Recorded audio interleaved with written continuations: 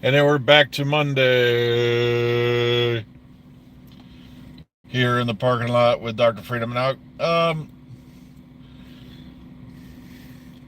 yeah, I slept like a rock, but it's still one of them days, it feels like you never sleep enough. But at least this week it's 4 day week because we'll be celebrating, Veterans Day at the end of the week here. So, how's everybody doing this morning? What have you been up to over the weekend? Me, I didn't do a whole lot of nothing. It's that time of the year when I really don't want to leave the house. Then again, this whole year was pretty much a year I didn't want to leave the house, and there's even a pandemic going on.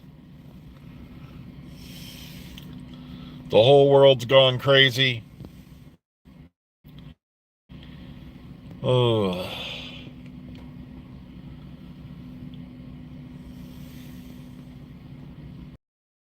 I never thought I'd live to see the day where you had people, Americans, walking around with a hammer and sickle on a thing thinking that communism would be better than what they have now. I swear, it's... Ugh.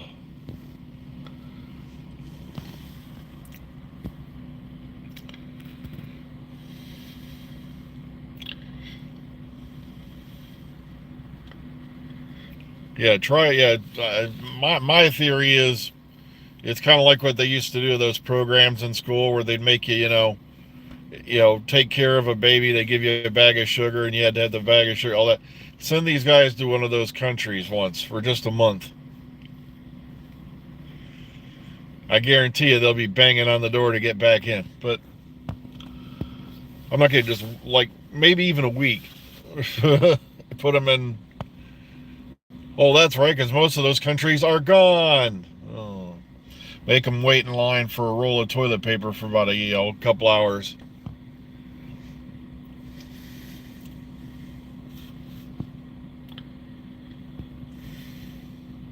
Yeah, I saw the thing, like I said, about the actors strike and all that. Plus, apparently, ScarJo's suing a company. It turns out they, shall we say, borrowed without asking her image and used it to advertise something. But it's like, I'm sitting here thinking,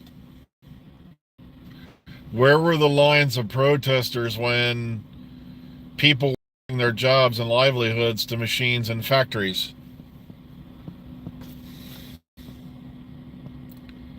That's why, like I said, I really, as much as I'd like to see both sides of the argument, I've seen people replaced by machines like crazy. So in a way, AI is just that all over again. I know I should have taken Doctor News off the title of this one, but I didn't have much time. And it was just a watch along for Dr. Donna and all that, and so I'm not going to get all excited about it. They're hyping, the upcoming specials, and it's like, okay, we kind of knew they're going to do that.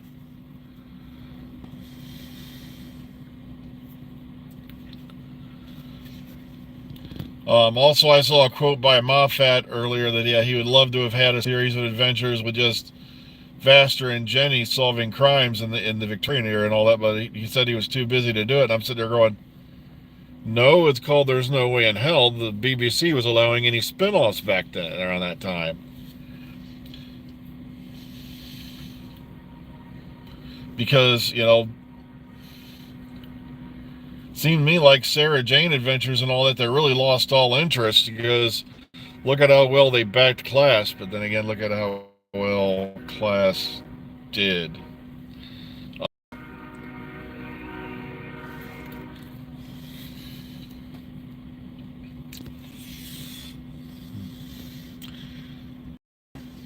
Yeah, so sorry if I seem a little out of it today. It's just, yeah, like I said,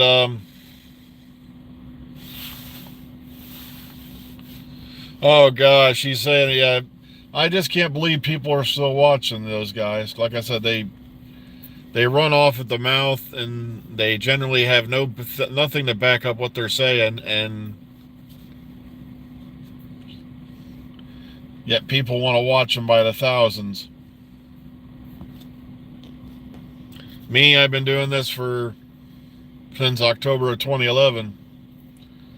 October 15th was our 12-year anniversary doing this, and like I said, I made it to 5,000 subscribers. Like I said, I don't really complain, because that's 4,999 more than I thought I'd get.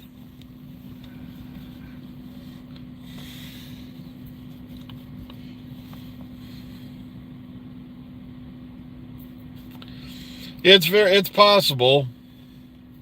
What is the Moff really up to these days? I don't think we've seen his name on pretty much anything for a little while.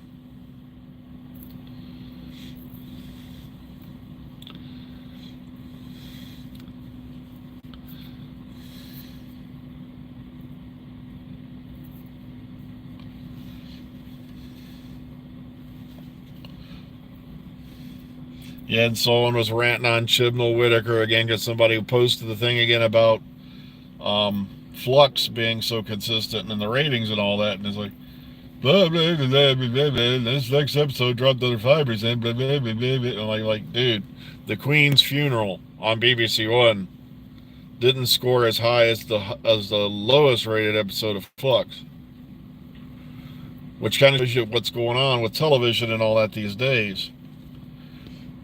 There's so many other services out there. Like I said, The Queen's Funeral in total was watched by like 29 million people. But that's if you add up all the stations. And that's the thing. Everybody's got a streaming site now. Everybody's, and I don't know. I tried to get into that Dracula thing, and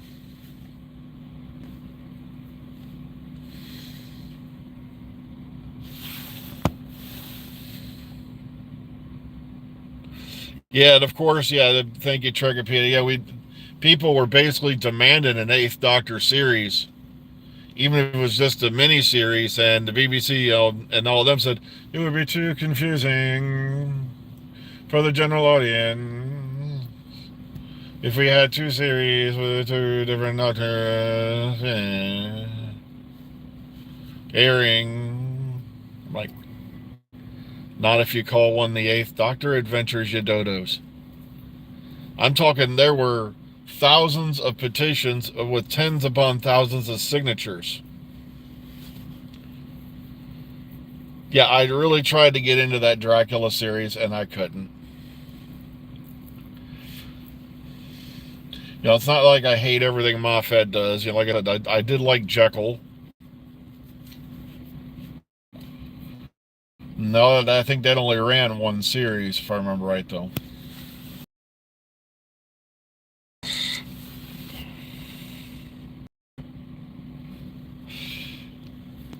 As much as we love to see Paul again get more screen time, like I said, they could have gave him far more than 7 minutes for Night of the Doctor, but they wanted to pump all their money into a 3D, hour and 15-minute, feature-length production that gave us the minimum.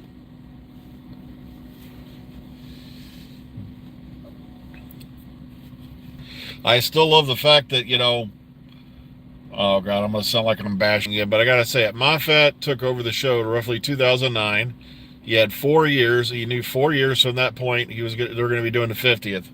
Yet Chibnall finds out he's got to do a centenary special and runs out Power of the Doctor in under a year.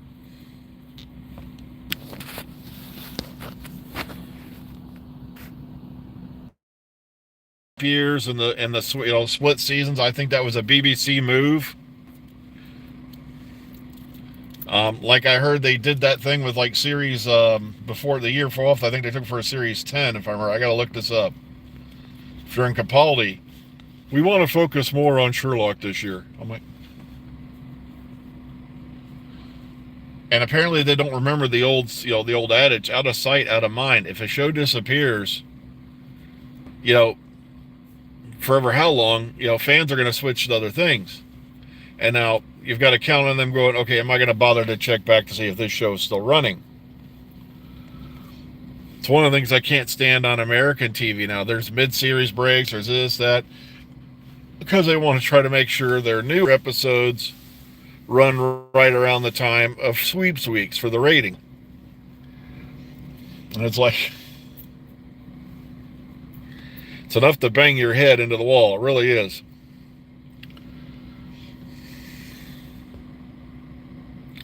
I liked Sherlock up to season 2. And then like I said, the whole, we're just not going to explain how we saw this guy hop off a building and yet he's still alive. We'll give a few vague, obtuse references to how it might possibly, in a 1 in a million chances, could have been done. But sorry, you saw him leap off the building and then something went splat on the ground.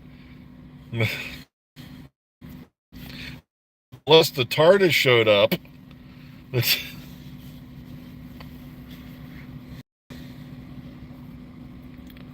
Yeah.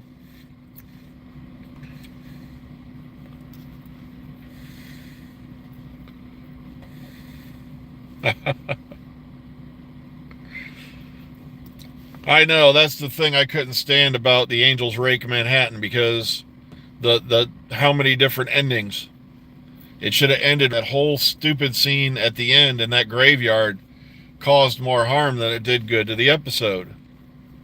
Sure, you got the big tear-felt goodbye and all this other stuff, but it's like, guys, did we or did we not just watch the Doctor take off and leave a weeping angel standing in a cemetery in New York?